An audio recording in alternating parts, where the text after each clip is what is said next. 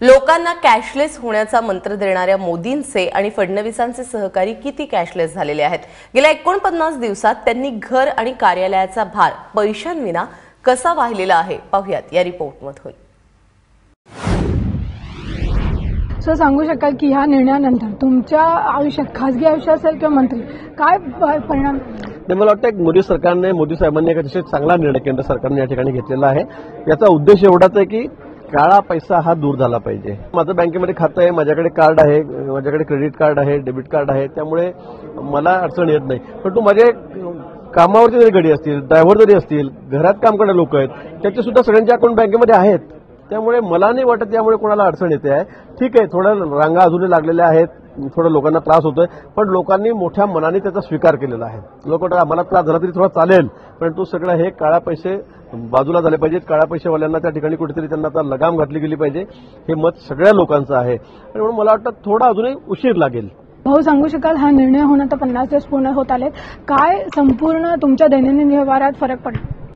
जी खरेदी असते या खरेदीमध्ये सुद्धा कॅशलेस व्यवस्थेमध्ये आपण ही अपेक्षा करतो की कमीत कमी करन्सीचा उपयोग व्हावा आणि त्या दृष्टिकोनातून आपण काम करतोय। आता मंत्री म्हणून साधारणतः कुठे जेवायला गेलो तर त्या ठिकाणी आपण कार्डचा उपयोग करू शकतो, पण उद्या चौपाटीवर जाऊन मग शेंगदाणे घ्यायचे असेल तर शेंगदाणे अगं मी कॅशलेस व्यवस्थेचा उपयोग करू शकत नाही, एवढाच त्याच्यात फरक आहे। आता माझ्या विभागाचे सर्वच कर्मचारी अगोदरपासूनच कार्डचा उपयोग जास्त करतात।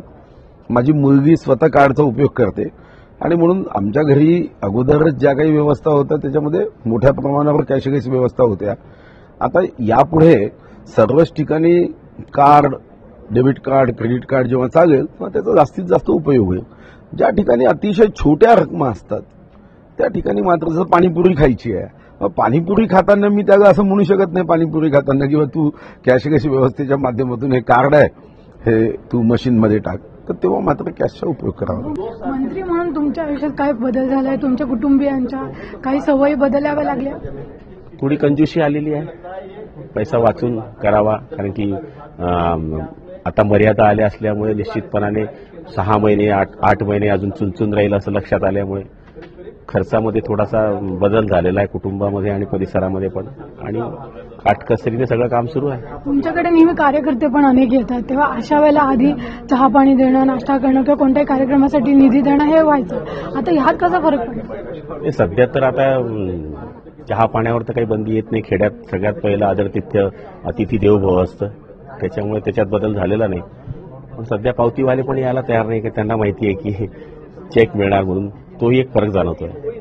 सगळ्यात मोठा जर आयुष्यात एक परिणाम गेल्या 50 दिवसात बघितला तर असं कोणता आहे की जो तुम्ही सांगाल प्रामुख्याने? एक वेळेस आमच्याकडे बाहेर गेल्यानंतर ज्यावेळेस बंदी झाली त्याच दिवशी संध्याकाळचा विषय होता की आम्ही खरेदी करायला गेलो होतो, तर त्यावेळेस मी असं ठरवलं की बाबा माझ्याकडे 100-100च्या नोटा होत्या, पण माझ्या डोक्यात काय आलं की मी 500च्या आणि 1000च्या नोटा दिल्या आणि घरी जो कार्यालयावर आलो तर त्यावेळेस बातमी वाचली की 8 वाजेनंतर ह्या नोटा आता कागदाचे तुकडे होणार आहेत। त्यावेळेस मला तो आनंद एक वेगळाच वाटला की खचित जर ह्या दिल्या असत्या तर आपल्याला ती अडचण आली असती। तो एक मोठा प्रसंग माझ्या आयुष्यात आला।